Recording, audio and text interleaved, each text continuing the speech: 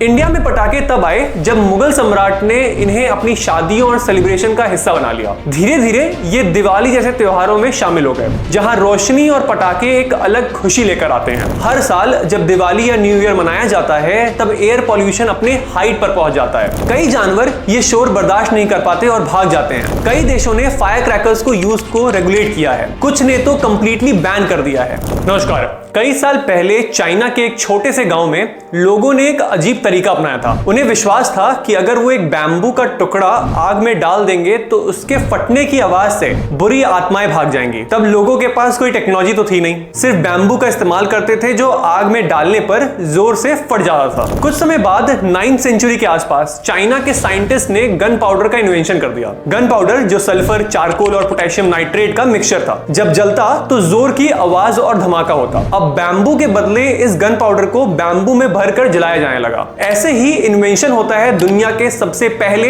पटाखे का। शुरुआत में लोग इसे दुष्ट आत्माओं को भगाने के लिए इस्तेमाल करते थे। धीरे धीरे ये पटाखे त्योहार और सेलिब्रेशन का हिस्सा बनने लगे। चाइना के लूनार न्यू ईयर के दौरान पटाखे जलाना शुभ माना जाने लगा, क्योंकि ये लोगों को अच्छी किस्मत देने और बुरी आत्माओं को दूर रखने का सिंबल था। लेकिन ये कहानी सिर्फ चाइना तक तो सीमित रही नहीं। जैसे जैसे समय बदलता गया, गन पाउडर और पटाखा सिल्क रोड से एशिया और यूरोप तक पहुंच गया। 13वीं सेंचुरी में यूरोप के लोगों ने इसके रंग बिरंगे वर्जन डेवलप कर दिए। ये लोग छोटे पत्थर और मेटल्स का इस्तेमाल करते थे जिससे पटाखे में रंग आ जाता था, जैसे कि कॉपर से ब्लू रंग और बेरियम से ग्रीन कलर। लेकिन इन सब की शुरुआत इंडिया में कैसे हुई? इंडिया में पटाखे तब आए जब मुगल सम्राट ने इन्हें अपनी शादियों और सेलिब्रेशन का हिस्सा बना लिया। धीरे धीरे ये दिवाली जैसे त्योहारों में शामिल हो गए, जहां रोशनी और पटाखे एक अलग खुशी लेकर आते हैं। अभी तक हमने बात किया कि पटाखे से खुशी कैसे मिलती है या कितना उजाला हो जाता है, लेकिन अब हम बात करेंगे इस कहानी के दूसरे पहलू पर, जो उतना ही डार्क है जितना पटाखे के रोशनी से भरपूर हिस्सा था। पटाखे का छोटा सा मजा लेते समय हम अपने आसपास की दुनिया और अपनी हेल्थ को कितना नुकसान पहुंचा रहे हैं। हर साल जब दिवाली या न्यू ईयर मनाया जाता है तब एयर पॉल्यूशन अपने हाइट पर पहुंच जाता है। पटाखे जलने से हवा में सल्फर डाइऑक्साइड, कार्बन मोनोऑक्साइड और टॉक्सिक गैसेस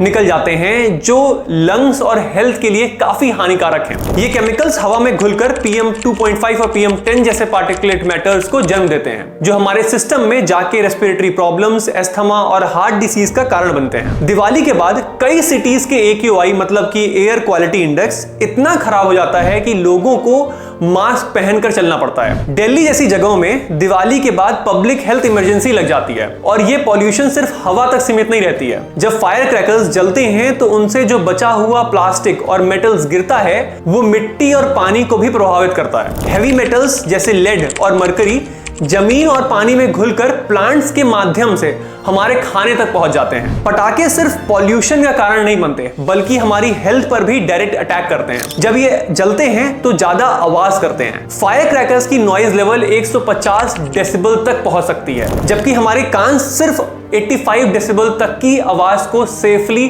बर्दाश्त कर सकते हैं। इस वजह से कई लोग हियरिंग लॉस का शिकार हो जाते हैं, खासकर बच्चे और बूढ़े लोग। हर साल हजारों लोग पटाखों के कारण जख्मी होते हैं, बर्न्स, आंखों की चोट और कभी कभी हाथ पैर तक चले जाते हैं। सबसे बड़ी बात, पटाखे सिर्फ ह्यूमंस को नहीं बल्कि जानवरों को भी बहुत तकलीफ देते हैं। कई जानवर ये शोर बर्दाश्त नहीं कर पाते और भाग जाते हैं। ये सब समझने के बाद एक सवाल उठता है, क्या पटाखों को बैन कर देना चाहिए? जवाब बहुत सिंपल है, हाँ। आज जब दुनिया पॉल्यूशन से लड़ रही है, क्लाइमेट चेंज का सामना कर रही है, तो फायर क्रैकर्स जैसा लग्जरी हमें और अफोर्ड नहीं करना चाहिए। कई देशों ने फायर क्रैकर्स को यूज को रेगुलेट किया है, कुछ ने तो कंप्लीटली बैन कर दिया है। इंडिया में कई कोर्ट केसेस और कैंपेन्स ने फायर क्रैकर्स पर बैन लगाने की मांग उठाई है। सुप्रीम कोर्ट ने 2018 में ग्रीन क्रैकर्स का कॉन्सेप्ट इंट्रोड्यूस किया, लेकिन यह भी उतना इफेक्टिव नहीं निकला। सच ये है कि जब तक हम पटाखे जलाते रहेंगे, पॉल्यूशन और हेल्थ प्रॉब्लम का सिलसिला चलता रहेगा। भारत के बड़े शहरों में जैसे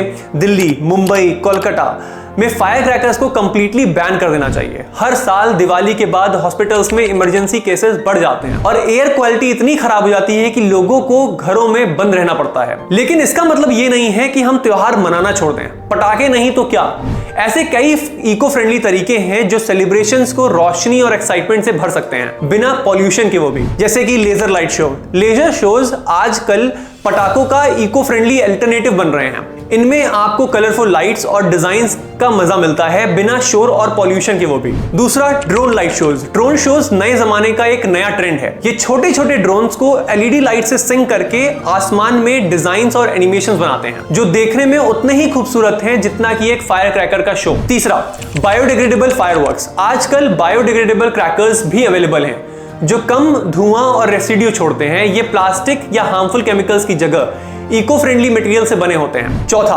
कम्युनिटी सेलिब्रेशंस। इंडिविजुअल पटाखे जलाने के बजाय अगर कम्युनिटी मिलकर एक बड़े और रेगुलेटेड शो अरेंज करे तो पॉल्यूशन कम होगा और सेलिब्रेशंस भी सेफ रहेंगे। आज जब हमारे आसपास की दुनिया इतनी बदल रही है तो हमें अपने त्योहार मनाने के तरीके भी बदलने चाहिए।